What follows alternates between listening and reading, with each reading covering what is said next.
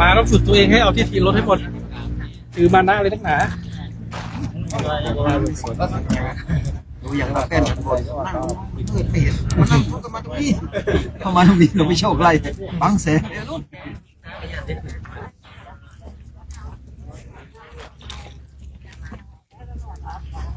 โอ้ย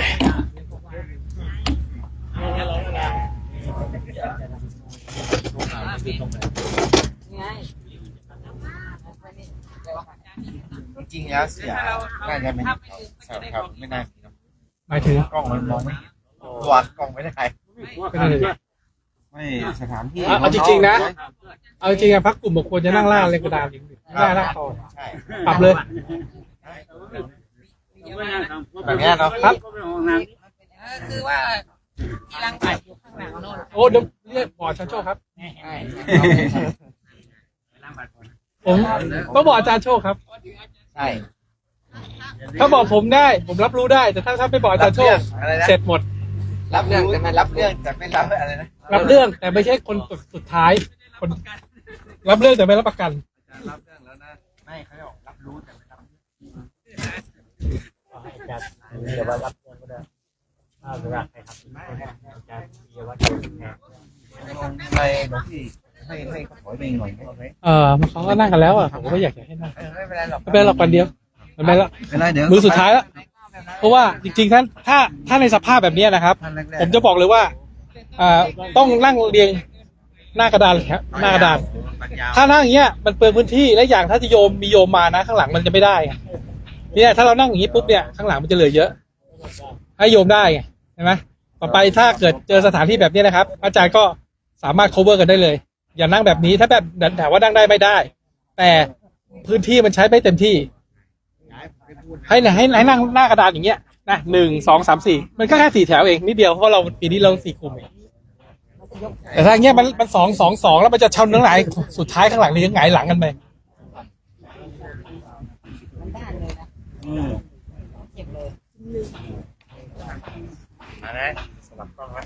นะโมนะโมนะโม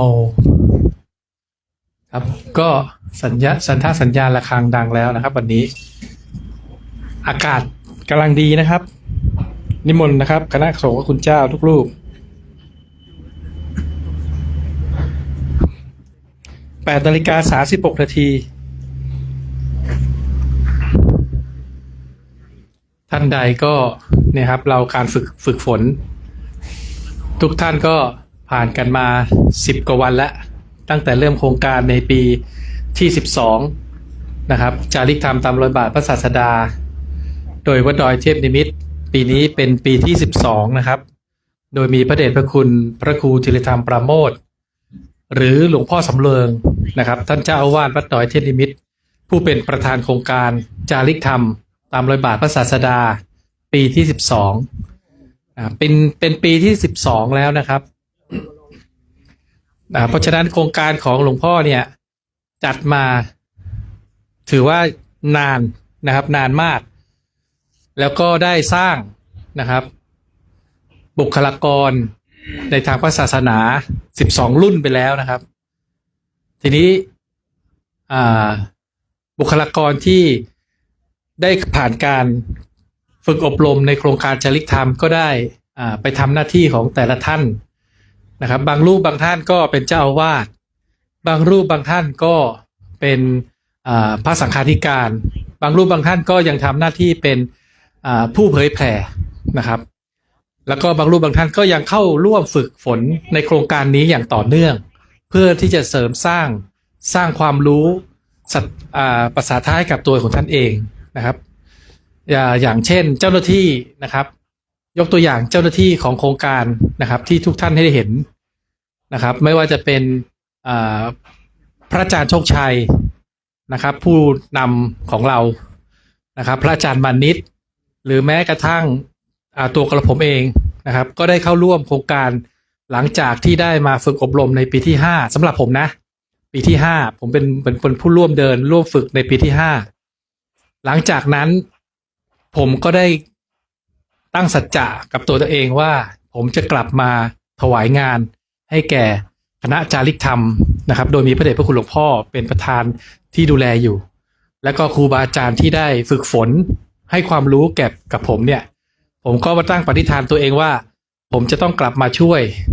ทุกด้าน ไม่ว่าจะเป็นด้านของทรัพยากรต่างๆ หรือความสามารถที่ผมมีที่จะสามารถ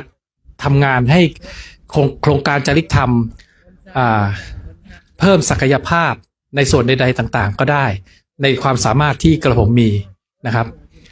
สิ่งหนึ่งที่ผมได้จากการฝึกอบรมในโครงการนี้อันนี้เล่าสู่กันฟังนะครับรอคณะให้พร้อมๆก่อนผมได้ความรู้ที่ไม่เคยเห็นที่ไม่เคยได้เรียนที่ไหนมาก่อนนะครับกับผมเองก็กว่าจะมาเจอโครงการหลวงพ่อเนี่ย10 พรรษานะครับครับเชิญโยมมาเชิญเอามาทางนี้ก็ได้โยมมาทางนี้ มาถวายด้านหน้า มาทางนี้ก็ได้โยม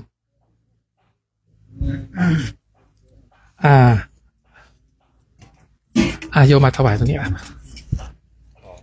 ขออนุญาตนะสาธุอายุวันโนสุขังพละครับผมครับอนุโมทนากับโยมนะครับ เดี๋ยวรับพรทีเดียวเลยเนาะตอนพัฒหารจ้ะสาธุจ้ะครับได้ครับได้ครับทางนี้ก็ได้ครับ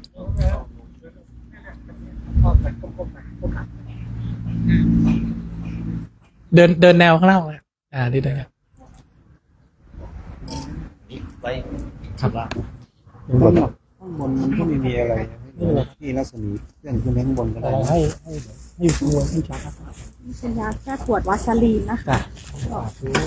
พี่ต้องแดงเดี๋ยวเลยโยมยังอยู่นะเดี๋ยวโยมรับพรทีเดียว ตอนที่ถวายพระทหารนะโมทนาประโยชน์ด้วย หวานหลวงพ่อ ข้างบนครับ ก็ขออนุโมทนากับญาติโยมสาธุชนทั้งหลายนะครับ ที่ได้ขนขวายในกุศลนี้นะได้ทราบข่าวคณะพระจาริกเดินทางมาพักที่มหาวิทยาลัยมจรเชียงใหม่ที่นี่นะครับ แล้วก็ได้เดินทางตามมาถวายสิ่งต่างๆที่อำนวยความสะดวกไม่ว่าจะเป็นภัตตาหารข้าวน้ำโภชนาอาหารจตุปัจจัยยารักษาโรคต่างๆเช่นครับก็ขออนุโมทนากับญาติโยมทุกท่านนะครับโยมเข้ามาเลยโยมเข้ามาเลย อย่างนี้ผมขออนุญาตเดินไปตรงโน้น ได้ ได้เลยฟังกล้องอะไร เข้ามาเลยโยมเข้ามานี้เนี่ยไม่เป็นไร จะได้กว้าง โทษท่านเดียว ไม่เป็นไร ถวายพระอาจารย์ สาธุเดี๋ยวโยมให้รับก่อนทีเดียวเลยเนาะเดี๋ยวรวมการสวดมนต์สักเล็กน้อยก่อนญาติโยมที่ได้มาถวายภัตตาหารก็ดียารักษาโรคก็ดีนะครับ เดี๋ยวรับพรในช่วงภัตตกิจนะครับ ทีเดียวเลย แล้วก็เดี๋ยวอยู่สวดมนต์เจริญสติกันสักเล็กน้อยก่อนที่จะเริ่มครับก็เมื่อกี้พูดถึงไหนแล้วนะครับกับผมเองก็ได้เข้าร่วมโครงการนี้แล้วก็ได้รับความรู้นะครับ แล้วก็ตั้งใจที่จะกลับมาถวายงานแก่พระเดชพระคุณหลวงพ่อแล้วก็ถวายงานแก่ครูบาอาจารย์ทุกท่านที่ได้ให้ความรู้แก่กับผมให้วิชาที่ผมไม่เคยได้รับมาก่อนในชีวิตนะครับกว่าผมจะได้เดินทางมาเข้าโครงการนี้ก็10 ปี10 พรรษาจริงๆแล้วผมมีความคิดว่า5 พรรษาผมอยากจะออกเดินธุดงค์เหมือนกันแต่ด้วยเนื่องจากว่าผมไม่สามารถหาครูบาอาจารย์ที่จะนำพาผมไปได้โดยที่ผมไม่มีความรู้เลยผมก็เลยต้องรอจนถึงบุญของผมที่จัดสรรขึ้นมาคือ10 พรรษาโดยที่มารู้จักโครงการจาริกธรรมแล้วได้มาเข้าร่วมในรุ่นที่5ก็เป็นสิ่งที่ผมคว้าโอกาสนี้ไว้นะครับโอกาสนี้เมื่อเช้านี้ผมได้มีโอกาสได้คุยสนทนากับญาติโยมแม่ชีนะครับในเรื่องของมาขอบคุณผมว่าผมเป็นผู้นำพาในการเดินทางมาถึงที่นี่แล้วก็นำพาญาติโยมมาเพื่อที่จะได้เห็นการศึกษาในทางเดินจาริกแบบนี้นะครับแต่จริงๆแล้วผมก็เลยบอกโยมว่าผมไม่ได้เป็นคนที่นำพาโยมมาหรอกผมเป็นคนแค่นำเสนอเท่านั้นเองนะครับแต่คนที่นำพาโยมมาเนี่ยก็คือตัวของโยมเองนั่นแหละ หรือตัวของเราท่านทั้งหลายที่นั่งอยู่ที่นี่ เพราะว่าโอกาสที่มันขึ้นมาเข้ามาในเวลาเนี้ยท่านทราบมาได้ยังไงว่า เมื่อที่ท่านทราบว่ามีโครงการจาริกธรรมเปิดรับสมัคร ไม่ว่าท่านจะทราบจากสื่อสารทางใดก็ตาม แล้วท่านได้เดินทางมาสมัครและเข้าร่วมโครงการเนี่ยท่านไม่ต้องขอบคุณคนอื่น ท่านขอบคุณตัวท่านเองนะครับ เพราะว่าถ้าตัวท่านเองไม่ตัดสินใจเดินทางมา หรือไม่นำพาตัวท่านเองมาสมัคร ท่านจะไม่ได้รับโอกาสที่เวลาเนี้ยบางรูปบางท่านน่ะคงจะได้ความรู้สึกว่า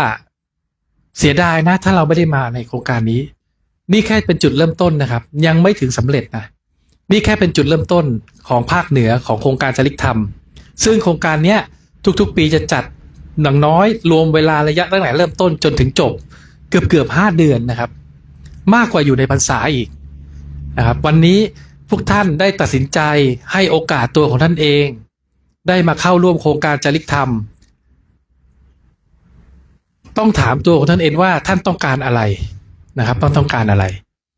ตัวกับผมเองตอนที่เข้าโครงการเนี่ยผมแค่ต้องการความสงบผมแค่ต้องการสิ่งที่มันวุ่นวายในรอบตัวตอนที่ผมบวชพระอยู่ที่วัดปกติมันวุ่นวายครับผมรู้สึกว่าผมอยากสงบมากกว่านี้ผมเลยออกมาหาซึ่งจริงๆแล้วมันก็อยู่ที่ตัวเราเนี่ยแหละครับตั้งพอเรียนรู้แล้วมันก็อยู่ที่ตัวเราแต่ว่าก่อนที่จะรู้ตรงจุดนั้นน่ะผมก็จะต้องหาครูบาอาจารย์มาสอนและเราก็ได้เจอที่โครงการนี้นะครับพวกท่านทั้งหลายก็อาจจะยังไม่ได้เห็นผลชัดในเวลาเริ่มต้นนี้นะครับแต่ผมก็อยากจะให้ทุกท่านว่าท่านให้โอกาสตัวเองไม่ใช่มีคนอื่นให้บอกโยมไว้ว่าถ้าโยมฟังอาตมาชวนโยมมาแล้วแต่ถ้าโยมไม่มาอาตมาก็ไม่ได้มีผลอะไรกับโยมอยู่แล้วโยมก็ไม่มีผลอะไรจากที่จะได้จากตรงนี้อยู่แล้วแต่เมื่อไหร่ที่โยมตัดสินใจเดินทางมาพร้อมกับอาตมานั่นเป็นสิ่งที่โยมต้องขอบคุณตัวเองที่ได้ตัดสินใจมาร่วมมาทดสอบมาฝึกฝนมาเรียนรู้เพราะโอกาสแบบเนี้ยมันหาได้ยากนะครับในโลกที่วุ่นวายในโลกที่เสื่อมลงถอยลงในเวลาที่ศาสนาในประเทศไทยค่อยๆถอยลงนะครับเพราะโยมคนนั้นแหละเพราะโยมนั่นแหละที่ตัดสินใจมาคนที่จะต้องขอบคุณคือตัวของโยมเองแล้วโยมมาแล้วเนี่ยโยมได้เรียนรู้อะไรได้บ้างตั้งแต่วันแรกที่ได้เหยียบมาที่นี่โยมที่มากับผมนะครับวันนี้ก็ได้เห็นเวทนาเจ็บขากันเป็นตามๆกันโอดโอยกันเป็นตามๆกันน็อกกันเป็นตามๆกันนะครับอันนั้นแหละครับผมก็เลยย้อนถามว่าแล้วโยมได้อะไรจากการที่เจ็บอย่างนี้แหละนะเราก็ตอบกันสนุกสนานแบบเล่นๆทีๆจริงๆแต่ว่าคำตอบของโยมนี่ผมฟังแล้วผมก็ชื่นใจนะเขาก็เห็นเวทนาเขาก็เห็นธรรมะหลายอย่างเพราะว่าการที่โยมมาเดินทางแบบเนี้ยหาได้ยากนะที่จะสละเวลาสละสิ่งที่ยึดติดกับชีวิตประจำวันก็ถือว่าท่านได้ให้โอกาสตัวของท่านเองแล้วนะครับเพราะฉะนั้นคนที่ขอบคุณก็คือต้องขอบคุณตัวของเราเองที่ได้ให้โอกาสตัวเองได้มาศึกษาทุกข์จริงๆเหตุที่เกิดจากทุกข์จริงๆวิธีที่จะออกจากทุกข์จริงๆนะครับโดยที่เห็นด้วยตาเห็นด้วยจิตเห็นด้วยใจแล้วก็เอาไปพิจารณาสอนตัวเองให้ได้อันนั้นแหละครับคือสิ่งสำคัญที่การเดินทางของเราหลวงพ่อสอนให้เราดูเห็นทุกข์ไม่ได้เห็นความสุขสบายนะครับนั้นพวกท่านทั้งหลายที่ได้เดินทางเข้าร่วมโครงการไม่ว่าจะปีไหนก็ตามที่ได้กับผมได้มีโอกาสได้ทำหน้าที่เป็นเจ้าหน้าที่กับผมเต็มใจที่จะถวายงานให้แก่พระคุณเจ้าทุกรูปนะครับเป็นผู้อำนวยความสะดวกไม่ว่าจะเป็นในเรื่องของสถานที่พักภัตตาหารผมจะทั้งเจ้าหน้าที่ทางภาคเหนือผมในส่วนของผมที่รับผิดชอบในภาคกลางก็ตามจะทำให้ดีที่สุดแล้วก็จะทำให้ปลอดโปร่งราบลื่นโดยที่ไม่มีอุปสรรคใดๆที่ให้พระคุณเจ้าขัดข้องแต่ถ้ามันเป็นไปตามเหตุตามปัจจัยที่เราได้พบเจอกันในตามสถานการณ์ในแต่ละวันนะครับผมเองก็เต็มที่นะครับเพราะฉะนั้นผมก็เห็นพระคุณเจ้าตั้งใจฝึกฝนตั้งใจเรียนรู้เต็มที่ผมก็ได้บุญกุศลนี้กับคณะจากโครงการจริกธรรมด้วยเหมือนกันถึงผมจะไม่ได้ร่วมปฏิบัติใน ในแต่ละปีตั้งแต่ที่ผมมาเป็นเจ้าหน้าที่ แต่เวลาผมทำงานผมก็ปฏิบัติเหมือนกันนะครับ แต่เราไม่ต้องพูดบอกใครหรอกครับ การปฏิบัติของผมก็เหมือนกับที่เราได้เรียนมาแหละครับ เราต้องมีสตินะครับแล้วก็ต้องมีความพิจารณาในเหตุการณ์ต่างๆที่เกิดขึ้นอย่าใช้อารมณ์อย่าใช้ความรู้สึกผัสสะที่มันเกิดขึ้นในร่างกายในตัวเราเวลาที่เราได้เห็นผัสสะนะครับอินทรีย์ทั้ง6มันทำงานนะครับตาหูจมูกลิ้นกายใจเวลาท่านเดินเนี่ยมันก็เปิดหมดแหละครับผัสสะแต่ทีเนี้ยเวลามันเกิดอุปาทานต่างๆสัญญาสังขารที่มันเกิดขึ้นกับตัวของท่านท่านจะเอาส่วนไหนรับรู้ท่านจะเอาส่วนไหนตัดสินใจว่าจะพิจารณาในการที่มันเกิดอารมณ์นั้นอย่างไรนะครับจะทำให้ตัวเองรู้ทันเท่าไหนรู้ทันเมื่อไหร่นะครับนั่นการเดินมันช่วยเราได้นะครับแม้กระทั่งการอยู่ร่วมกันเป็นหมู่คณะการได้ทดสอบจิตใจความพอใจความไม่พอใจยินดียินร้ายในคำพูดในการกระทำของแต่ละบุคคลที่เราอยู่ร่วมกันอยู่ในประมาณ5 เดือนหลังจากนี้ถ้าทุกท่านผ่านการทดสอบและไปอินเดียด้วยกันเราจะต้องอยู่ร่วมกัน5 เดือนเพราะฉะนั้นเราจะต้องเผชิญกับผัสสะทุกอย่างเราจะต้องเจอกับอารมณ์ทุกรูปแบบนะครับเพราะฉะนั้นเนี่ยนี่คือบทเรียนที่พวกเราทุกท่านจะได้เรียนรู้ไปด้วยกันนะครับโอเคเสร็จเรียบร้อยแล้วสมมติโอเคนะครับงั้นก็วันนี้ก็คงฝากไว้เท่านี้พูดคุยกันแค่นี้เดี๋ยวเราสวดมนต์สักเล็กน้อยนะครับแล้วเดี๋ยวจะได้รับภารกิจกันครับการหาเจ้าของนี่สิขนาดนั้น ไว้ไหนเขาครับ มาจากไหนหลวงตาประหยัดเอามาให้ครับอันนี้แหละเดี๋ยวให้อาจารย์จัดการเองเรื่องนี้มันอยู่ที่สติแล้วครับนิมนต์นะครับนิมนต์คุกเข่าครับขออนุญาตเป็นต้นเสียงสวดมนต์ในช่วงภัตตกิจนะครับพร้อมแล้วกราบกราบกราบโยโสภะคะวะอะระหังสัมมาสัมพุทโธสวากขาโตเยนะภะคะวะตาธัมโมสุปฏิปันโนยัสสะภะคะวะโตสาวกสังโฆธัมมยังภะคะวันสัทธัมมังสัสสังฆังอิเมหิสการเรหิยะทาระหังอาโรปิเตหิอภิปูชยามะสาธุโนพันเตภะคะวาสุจิราปรินิพุตโตปิปัจจิมาชนะตานุกัมปะมานาสาอิเมสการเรทุขตาปันนาการะภูเตปฏิคันหาตุอัมหากังทีคารตาหิตายาสุขายาอะระหังสัมมาสัมพุทโธภะคะวาพุทธังภะคะวันตังอภิวาเทมิสวากขาโตภะคะวะตาธัมโมธัมมังนะมัสสามิสุปฏิปันโนภะคะวะโตสาวกสังโฆสังฆังนะมามิหันธรรมยังพุทธัสสะภะคะวะโตบุพพาคณมการังกะโรมะเสนะโมตัสสะภะคะวะโตอะระหะโตสัมมาสัมพุทธัสสะนะโมตัสสะภะคะวะโตอะระหะโตสัมมาสัมพุทธัสสะนะโมตัสสะภะคะวะโตอะระหะโตสัมมาสัมพุทธัสสะ อิติปิโสภะคะวา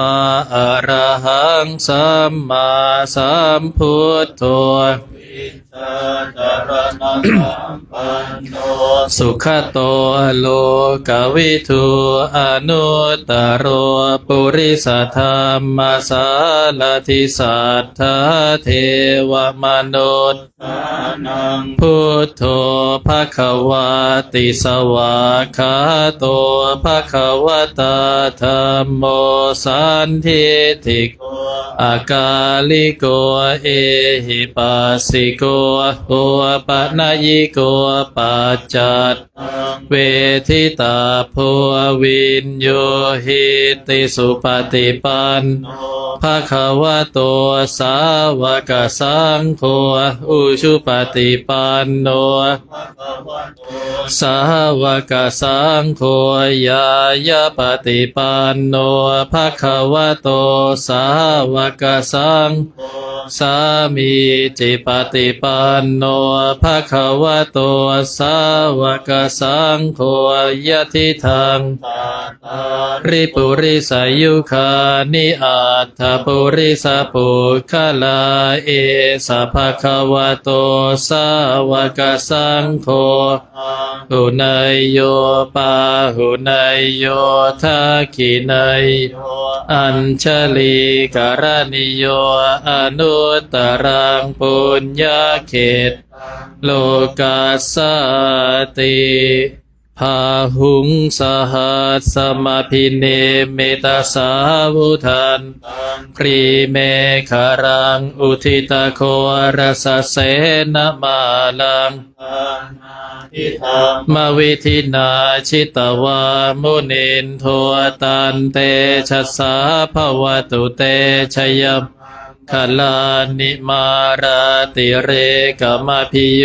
ชิตสาภราติงโคปนาลวกมาขมทาทยาขังทันติสุทันตวิธินาชิตวาชะสาภวตุเต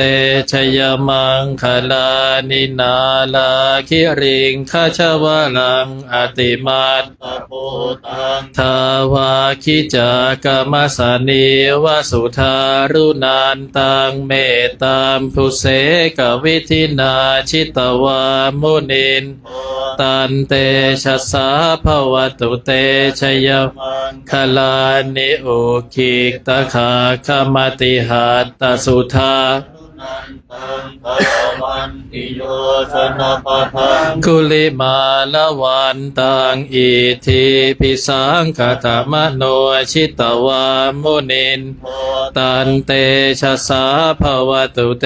ชยมังคลานิกัตตวานกัตอิวะคาภินิยาจินจายทุทวจนังชนกายมาเชสานเตนะโสมวิธินาชิตวามุนินตันเตชะสาภวตุเตชยมังคลานิจังวิหายมติสัตทะเกตุงวาทาพิโรปิตามนังอติอันทภูตังปัญญาปัจฉลิโตชิตวามุนินโทตันเตชะสาภวตุเตคลานิโทปานันทพุชาคังวิพุทังมหิตปุตเตนะเถระพุชเขนะธรรมาปยานตัวอิทุปเทสวิธินามุนินโทตันเตชะสาภวตุเตชยมังคลานิทุกขาทิทิพุชเขทหัตถังพระมังวิสุทธิชุติเมธิภกาพิธานังญาณาคเทนะวิธินาตันเตชะสาภวตุเตชยมังคลานิเอตาปิพุทธชยมังคลา ทคาทายโยวาจโนทินาทิเนสารเตมตันทีหิตวนาเนกวิวิธานิจุปัตถวานิโมขังสุขังอธิคเมยยนโรสปัญโยมหาการุณิโกนาโทหิตายสสะพะปานินางปุเรตวะปารมีสัพพะปัตโตสัมโพธิมุตตมังเอเตนะสัจวัชเชนะโหตุเตชยมังชยันตัวโพธิยามัวเลสักยานางนันทิวัฒโนเอวังวิชโยโหหิชยาสุชยมังคะเลอปราชิตปัลลังสีเสปทวิโปคะเลอภิเสเกสะพะพุทธานังคาปะโตปะโมทติสุนักสุมังคะลังสุปาพาตังสุโหติตังสุขันโนสุมโหตจะสุเยทังพระมจาริสุปทาขีนางกายกรรมังกรรมังปทาขีนางปทาขีนางมโนกรรมังปณิทิเตปทาขีนาปทาขีนานิกาตวานนลพันตัดเทปทาคิเนเปิดหนังสือเป็นหน้า91กรวดน้ำตอนเช้าหันธรรมยังสัพพปฏิทานาคาทายโยพระนามเสปุญญาสิทานิกาตาสยานัญญานิกาตานิเมเตสันจะภาคิโนโหนตุสัตตานันตาปะมานกาสัตว์ทั้งหลายไม่มีที่สุดไม่มีประมาณจงมีส่วนแห่งบุญที่ข้าพระเจ้าได้ทำในบัดนี้และแห่งบุญอื่นที่ได้ทำไว้ก่อนแล้วเยปิยาคุณวันตาจะไม่หังมาตาปิตาทะโยทิทาเมจาปยาทิทาวาอันเยมัชฌัตตะเวริโนคือจะเป็นสัตว์เหล่าใดซึ่งเป็นที่รักใคร่และมีบุญคุณเช่นมารดาบิดาของข้าพระเจ้าเป็นต้นก็ดีที่ข้าพระเจ้าเห็นแล้วหรือไม่ได้เห็นก็ดีสัตว์เหล่าอื่นที่เป็นกลางหรือเป็นคู่เวรกันก็ดีสัตตาติขันติโลกัสสมิงเตภูมาจตุโยนิกาปัญเจกจตโวการาสังสารันตาภวาภเวสัตว์ทั้งหลายตั้งอยู่ในโลกอยู่ในภูมิทั้งสามอยู่ในกำเนิดทั้งสี่มีขันธ์ห้าขันธ์มีขันธ์เดียวมีขันธ์สี่ขันธ์กำลังท่องเที่ยวภพน้อยภพใหญ่ก็ดียาตังเยปฏิทานาเมอนุโมทันตุเตสยังเยจิมังนาปชานันติเทวาเตสังนิเวทยุงสัตว์เหล่าใดส่วนบุญที่ข้าพระเจ้าแผ่ให้แล้วสัตว์เหล่านั้นจงอนุโมทนาเองเถิดส่วนสัตว์เหล่าใดยังไม่รู้ส่วนบุญนี้ขอเทวดาทั้งหลายจงบอกสัตว์เหล่านั้นให้รู้มายาทินนานปุญญานังอนุโมทนาเหตุนาสัพเพสัตตาสัทธาโหนตุอเวราสุขชีวิโนเขมาปะทันจะปาปนตุเตสาสาสิจฉตังสุภาเพราะเหตุที่ได้อนุโมทนาส่วนที่ข้าพระเจ้าแผ่ให้แล้ว สัตว์ทั้งหลายทั้งปวงจงเป็นผู้ไม่มีเวรอยู่เป็นสุขทุกเมื่อจนถึงบทอันเกษมกล่าวคือพระนิพพานความปรารถนาที่ดีงามของสัตว์เหล่านั้นจงสำเร็จเถิด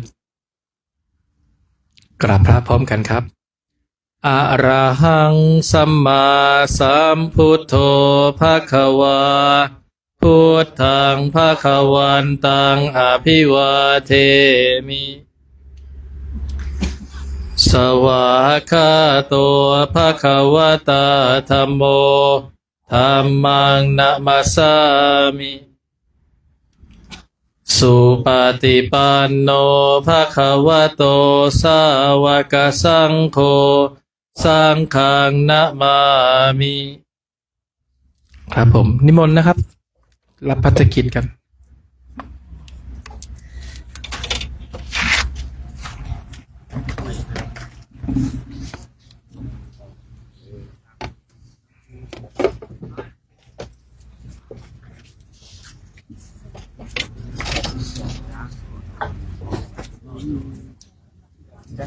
ไม่ไปเด้อ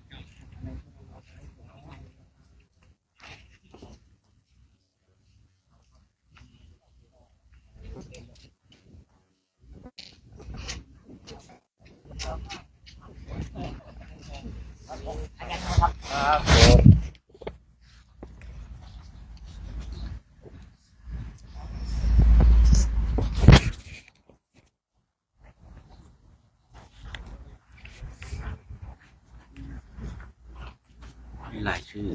เจ้าครับ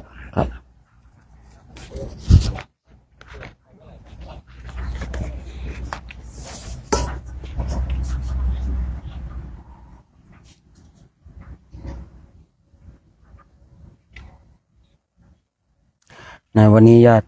โยมเนาะก็ได้เห็นวันนี้เราได้พักที่นี่โอ้ข้าวน้ำโภชนาอาหาร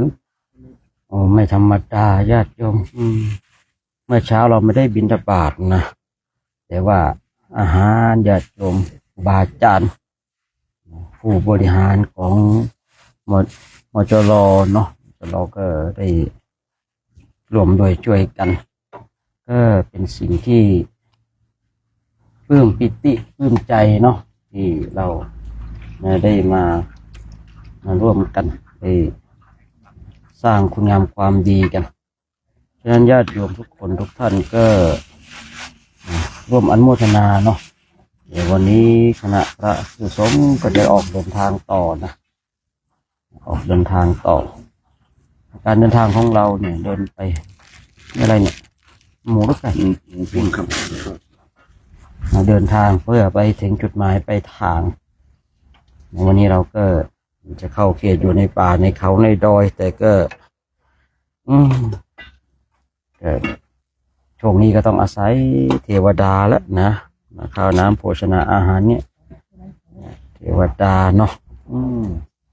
ชีวิตเราก็เป็นเช่นนี้ญาติโยมนะทุกคนชีวิตนะชีวิตของเรา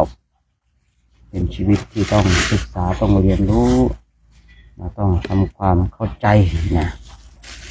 ทำความเข้าใจถ้าเราไม่มาทำความเข้าใจนี่เรานั่นแหละที่จะลำบากนะทำเข้าใจกับการเป็นอยู่ของมนุษย์เรานะทำความเข้าใจกับชีวิตเนี่ย นี่ญาติโยมเห็นคณะพระสงฆ์เนาะแล้วคณะผู้บริหารของมจรแล้วก็ที่นี่นะได้ร่วมกันร่วมกันสะสมซึ่งบุญและบารมีบุญและบารมีเราก็ต้องทำต้องขนขวายกันนะโอ้โห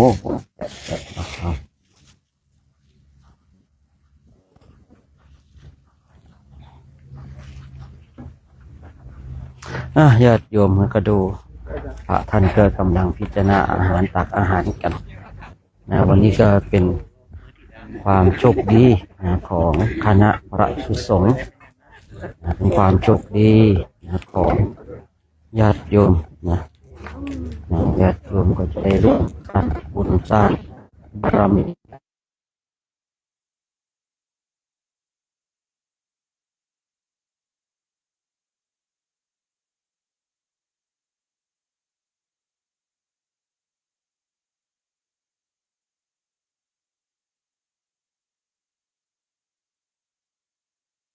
ก็ถือว่าเป็นบุญและเป็นบารมีของเรา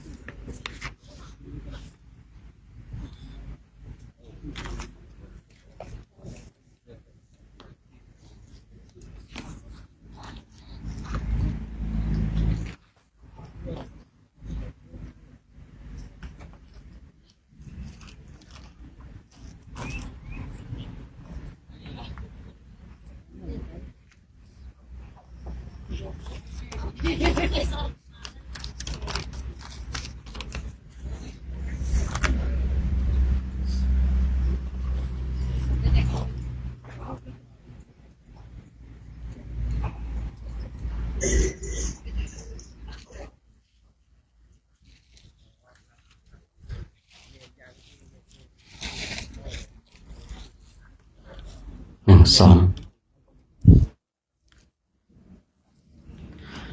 วันนี้ก็ต้องขออนุโมทนาสาธุการกับเราท่านทั้งหลายกันเนาะที่ได้มาร่วมกันสร้างบุญและบารมีสร้างเหตุสร้างปัจจัยสร้างสวรรค์สมบัติสร้างนิพพานสมบัติให้เกิดขึ้นกับตัวของเราเองเราท่านทั้งหลายเป็นผู้ที่ขนขวายในกิจที่ชอบประกอบในธรรมบางคนบางท่านนั้นขนขวายในกิจที่ไม่ชอบและไม่ประกอบไปด้วยธรรมแต่เราท่านทั้งหลายที่ได้มาประชุมพร้อมกันในวันนี้เรียกว่าขนขวายในกิจที่ชอบประกอบในธรรมฉะนั้นช่วงนี้คณะพระภิกษุสงฆ์องค์สมเด็จแม่ชีแล้วก็อุบาสกอุบาสิกากำลังติดตามมาฮะไม่พบอยู่ตรงไหนอะเสาไฟฟ้าขวามือตรงไหนอะแล้ว6 ล้อหลัง6 ล้อข้างเสาไฟฟ้าแล้วเสาไฟฟ้าอยู่ตรงไหนอะถามว่าอาจารย์จะรู้ไหมเนี่ยเสาไฟฟ้าอยู่ตรงไหนตรงข้างตึกตั้งใหม่ปะตึกตั้งใหม่ก็ตรงไปตรงที่อาบน้ำเปล่าอาบน้ำไม่ใช่นั่นยังไม่รู้เลยยังไม่รู้เลยนี่อยู่กันทั้ง3-4 องค์ยังไม่รู้เลยเนี่ยคนนี้นะ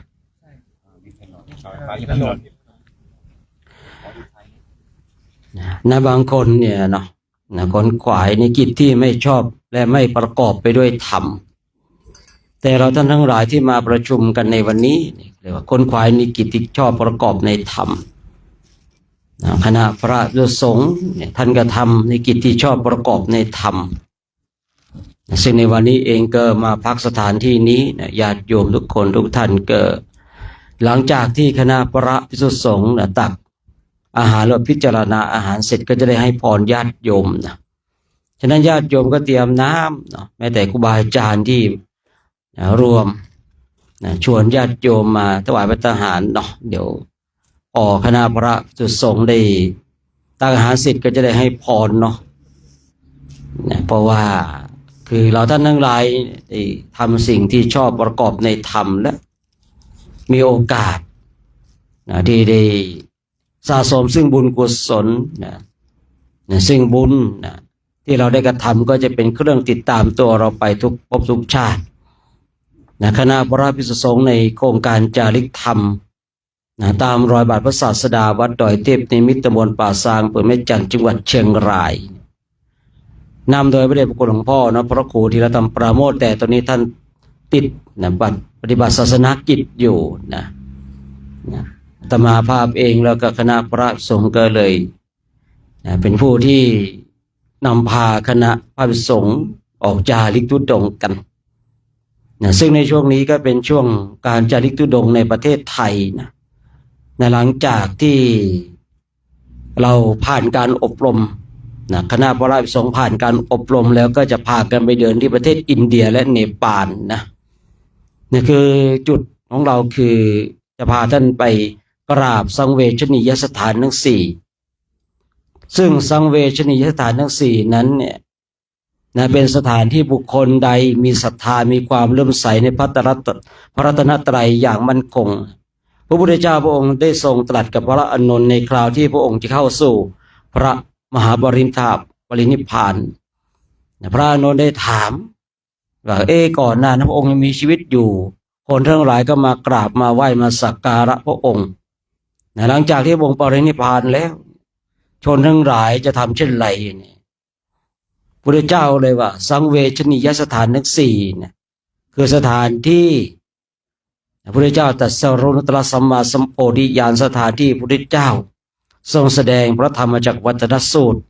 ในสถานที่พระเจ้าเข้าสู่พระปรินิพพานและสถานที่มหาพระโพธิสัตว์ได้อุบัติขึ้นคือเจ้าชายสิทธัตถะก็เรียกว่าสังเวชนียสถานทั้งสี่บุคคลใดได้ไปกราบไปไหว้พระองค์ทรงตรัสว่าเมื่อร่างกายแตกดับลับไปแล้วบุคคลนั้นจะเข้าสู่ความเป็นสหายของเทวดาพูดง่ายๆว่าตายปุ๊บเป็นเทวดาเลยนะฉะนั้นเมื่อก่อนอาตมาภาพเองก็มีความแบบเกือบเกรงสงสัยว่าเงินมันซื้อสวรรค์ไม่ได้เนาะแต่พอได้ศึกษาในเรื่องของสังเวชนียสถานทั้งสี่เนี่ยทีเนี้ยประเทศอินเดียและเนปาลเนี่ยเราเดินไปไม่ถึงแต่ในยุคครูบาอาจารย์รุ่นเก่ารุ่นเก่าเนี่ยท่านเคยเดินไปแต่ในยุคปัจจุบันของเรานี่ก็เดินกันไปไม่ได้แล้วเขาก็เลยเหาะกันไปญาติโยมนะนั่งเครื่องคราวนี้ไอการที่เราไปกราบสังเวสีมันไม่ได้เสียค่าใช้จ่ายเนาะแต่ค่าเครื่องค่าตั๋วเครื่องบินเนี่ยฉะนั้นญาติโยมท่านใดเนี่ยคือพูดง่ายๆว่า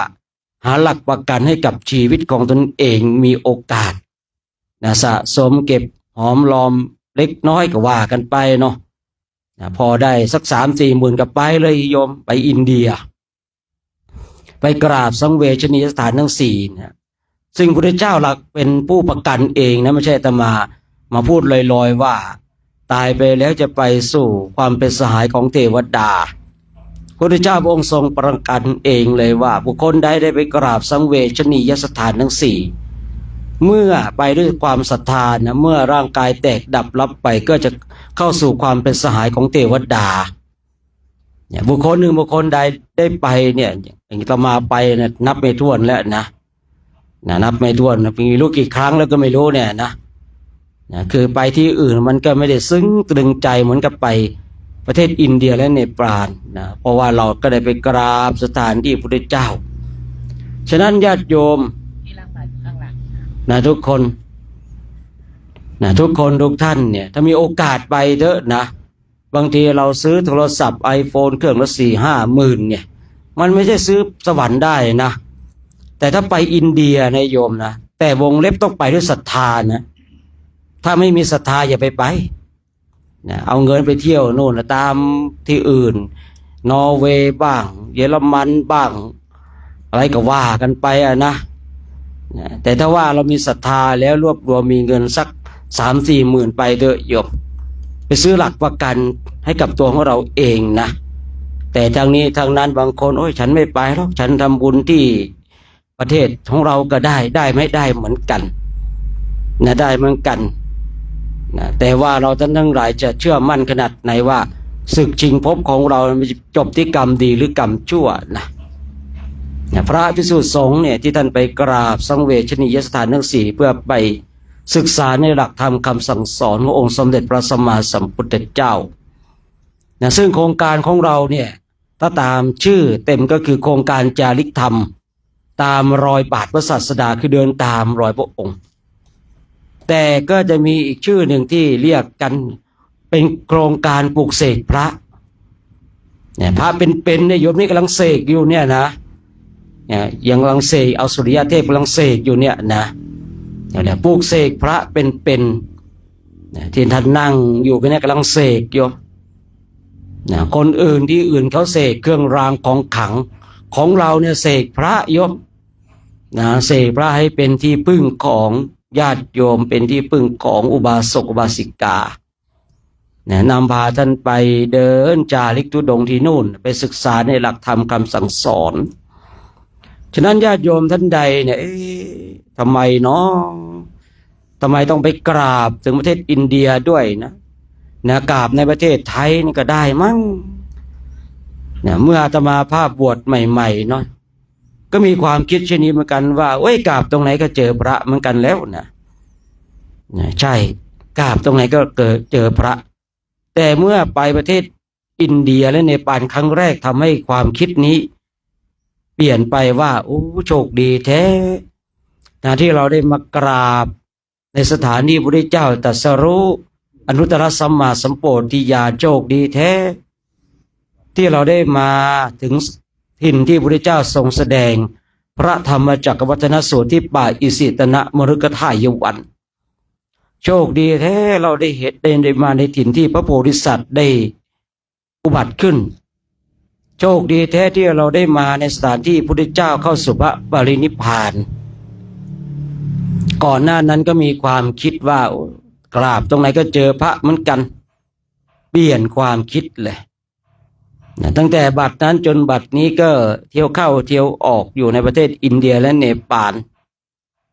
เที่ยวเข้าเที่ยวออกเข้าไปปฏิบัติเป็นพุทธบูชาไปกราบพระองค์ถึงในถิ่นของพระองค์เลย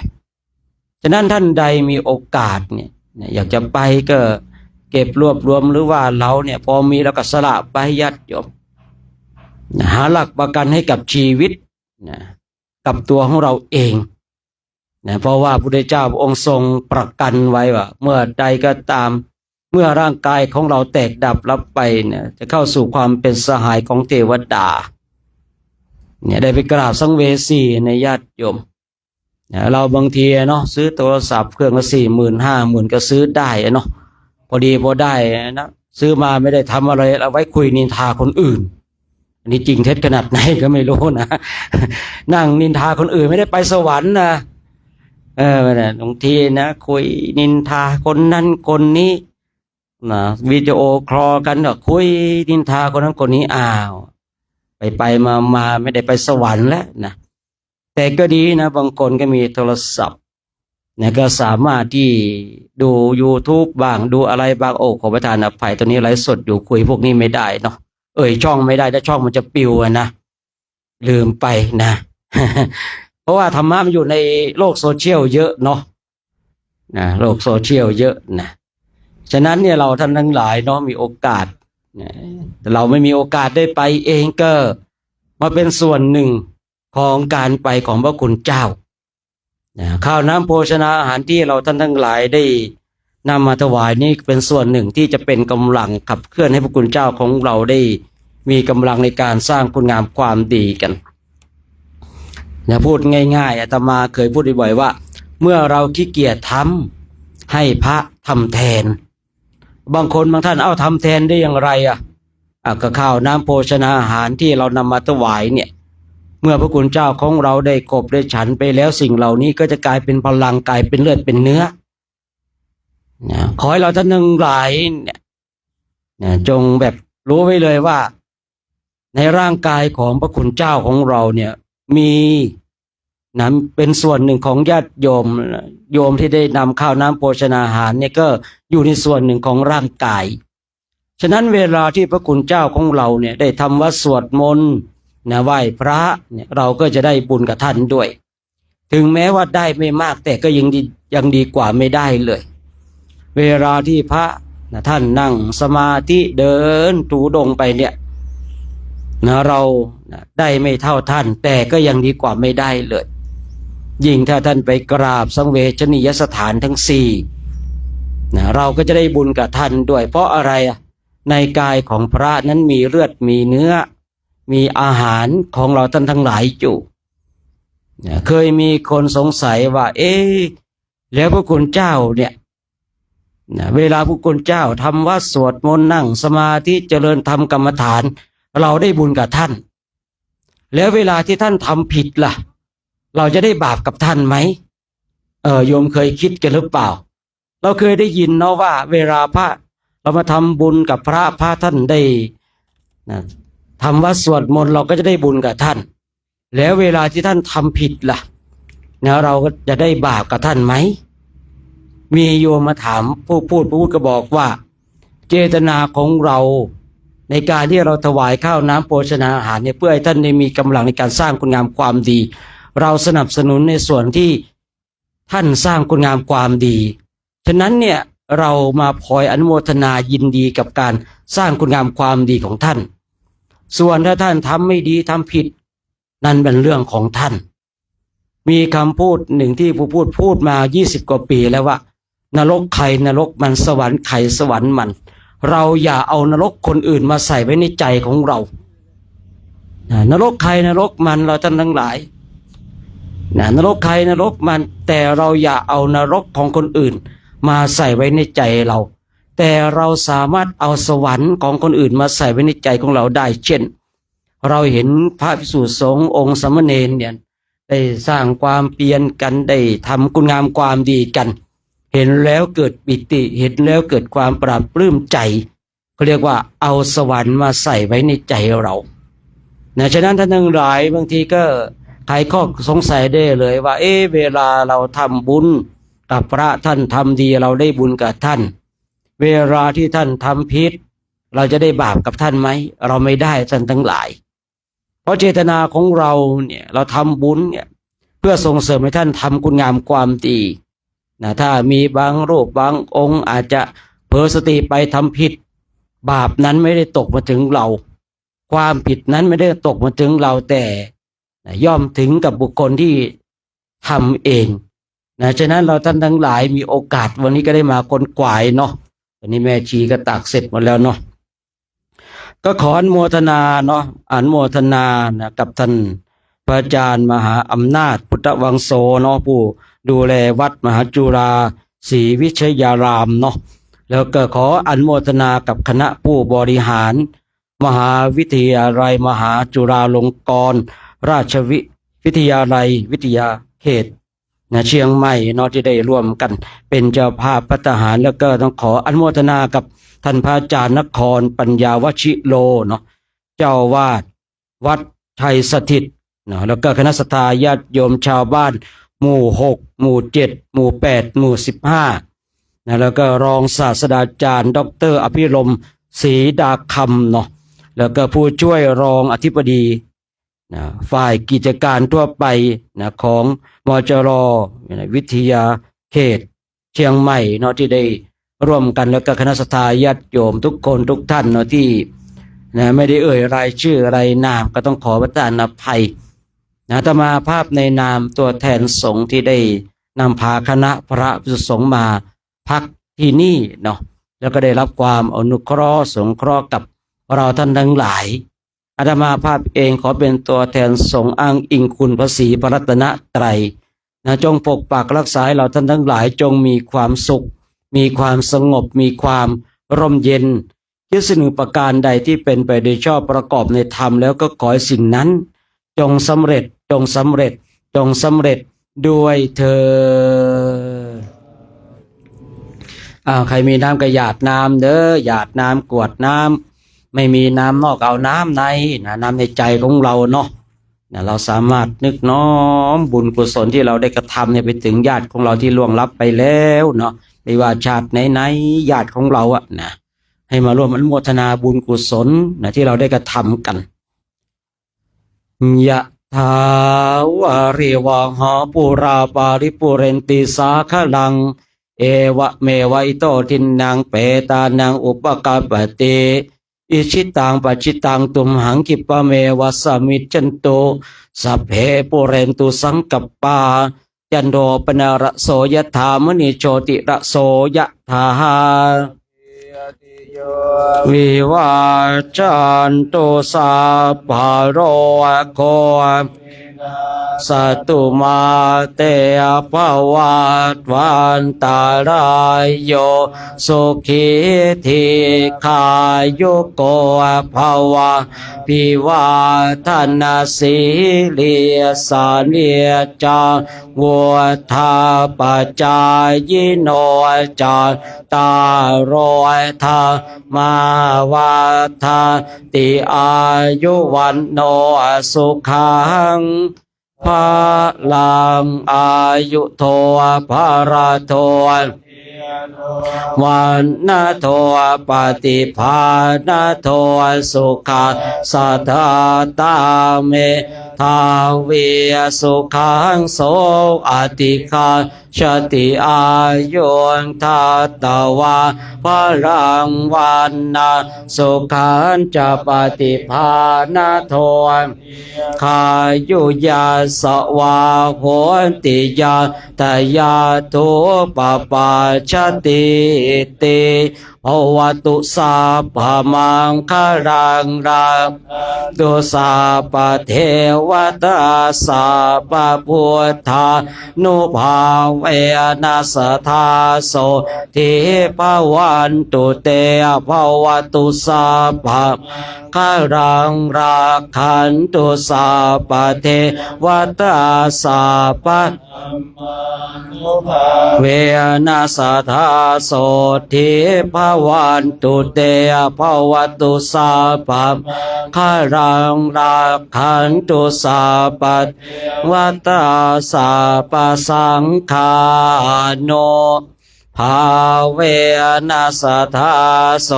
ทิภวันตุเตอันนี้มันเปิดฟ้าบาทนะหันธรรมยังธาตุปฏิโกรปัจเจเวคโนปาทังพโนมะเสยะธาปัจจยังปวัตตมานังตุมาตเมเวตังยะทิตังทัพพะโตตตุปะโคนจะปุคโรธาตุมาทะโกนิสัตนิโวสุญโยสัพพปนายาเป็นทัพพะโตอาชิโกชนิโยอิโอติกายังปัทวาอติวิชิโกชนิโยชายาติกับนิมนต์พิจารณาอาหารนะญาติโยมทานข้าวกันเด้อทานข้าวกันเนาะข้าวน้ำโภชนาอาหารที่ตั้งอยู่บนโต๊ะก็ยกให้ญาติโยมกันเนาะทุกคนทุกท่านเนาะก็ขออนุโมทนากับคณะผู้บริหารของมหาวิทยาลัยด้วยเนาะที่ได้ร่วมกัน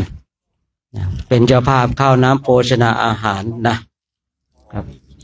ครับนิมนต์พระพุทธเจ้าเราเนาะญาติโยมทานข้าวกันเด้อทุกคนเนาะอาหารที่บนโต๊ะก็กับนิมนต์เชิญเนาะญาติโยมทุกคนทุกท่านเนาะพระคุณเจ้าของ